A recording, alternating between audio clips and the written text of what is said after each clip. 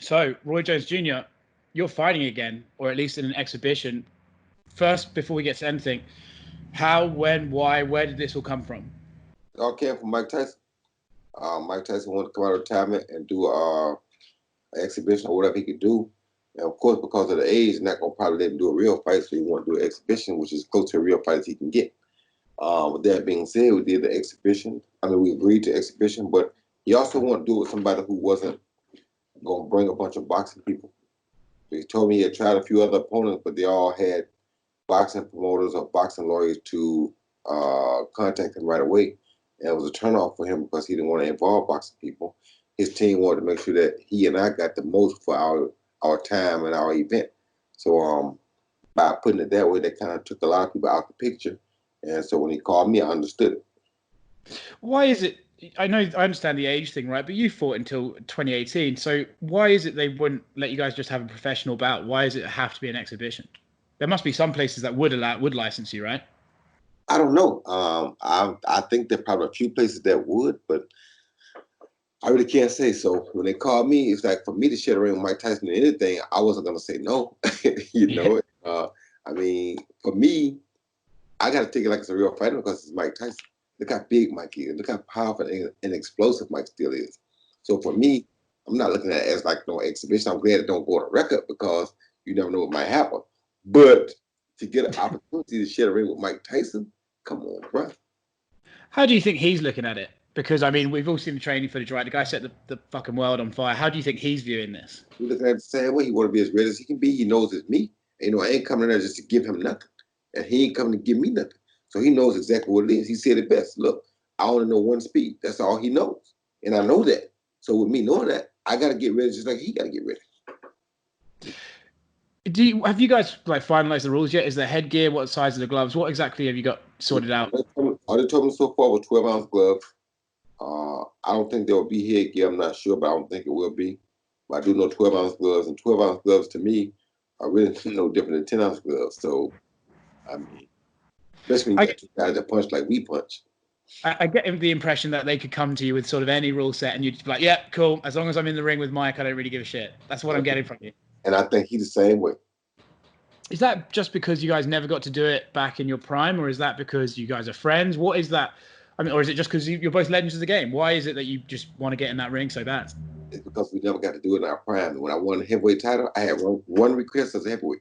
I told Don King and everybody I'll stay heavyweight if Mike Tyson don't fight me. If Mike Tyson don't fight me, I got to go back to light heavy and finish my mission. So Mike Tyson said, no, I'm through with boxing right now. I'm not really fighting no more. So I said, okay, so I went back to light heavyweight. It's kind of a weird question, but if you could, everyone's talking about, these guys, they're past their prime and stuff, but you're still incredible athletes. And if you could put a percentage of where you are in relation to where you were in your prime, how close do you think you are, or how far away do you think you are right now? And then how will you be on fight night? I'm only about, I got to be at least 75% right now. And on fight night, I should be 80%, at least 80%, maybe even 90%. Because only thing missing is, as you get older, you got your chin gets a little risky because you've been through so much. Your legs go away a little bit because you've been through so much. But if you can rekindle that just for one night for 8 rounds, you should be able to do this. I should be close to 100% come fight night. It's kind of cool, man. I've got to be honest. Anyone who's like being negative about this, I don't know what the hell they're smoking. I think this is a great thing, man. I can't wait to see it.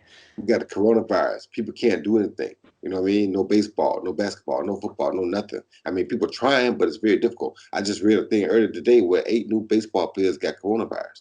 So with that happening, they probably gonna stop it soon because they're steadily getting infected. You feel me? So Yeah. it's like with us being in the state that we're in right now, everybody is starving for entertainment. We need entertainment. These are the best 2 entertainers to grace the boxing ring probably over the last decade, 3 decades, especially since Muhammad Ali.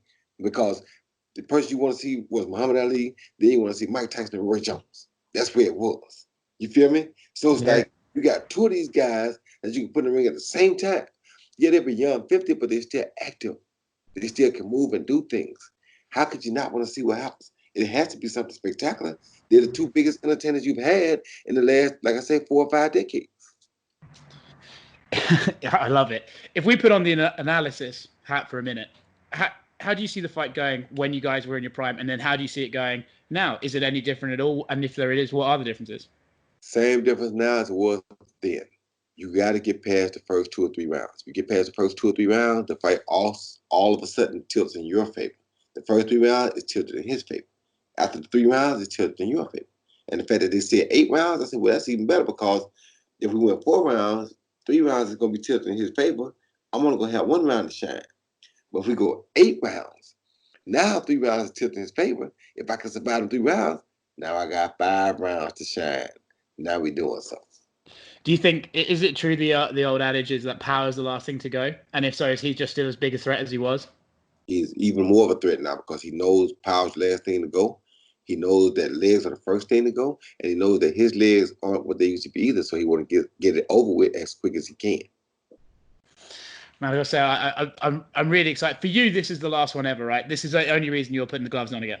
That's a wrap. If it wasn't Mike Tyson, I said no. But since it's Mike Tyson, I might do it. I gotta do it. Do you think he'll go on? Do you think he'll fight again? He might. I don't know. All depends on how he feels. This will tell everything. Do you think you've got a bit of an advantage because you boxed way past, what's considered your career, and he sort of hung up 15 years, showed no interest in returning, and then suddenly got this fire back. Do you think you have an advantage because you know sort of the difference between how fast you were then and how fast you are now? No, he knows exactly what he's coming up against. He knows exactly what he's dealing with. It's like George Foreman. George Foreman took 10, 15 years off, and his body rejuvenated itself, made him better than he would have been had he stayed in boxing. So there's sometimes that break can help you. People thinking about how much it hurts. Well, look at George. George came back off a 10 or 12, maybe 15-year hiatus and became heavyweight champ again at 44 years old. So sometimes that break is good for you. All depends on who you are and what you're doing. Now, as far as in terms of being 8-round fighter, I think it helped me in that sense because I went 10 rounds in a shorter period than he has. He ain't been 10 rounds in a long time. That's why I say the longer the fight goes, the more the fight tilts in my favor. Because I've been the distance within the last 2 years. He ain't been the distance in probably 10 years. Awesome, man. Well, I'll let you go because I know you got some other stuff on, but I just think there's a famous words once said, "You must have forgot." So anyone who's dissing this needs to shut the hell up. That's exactly right, because they must have forgot.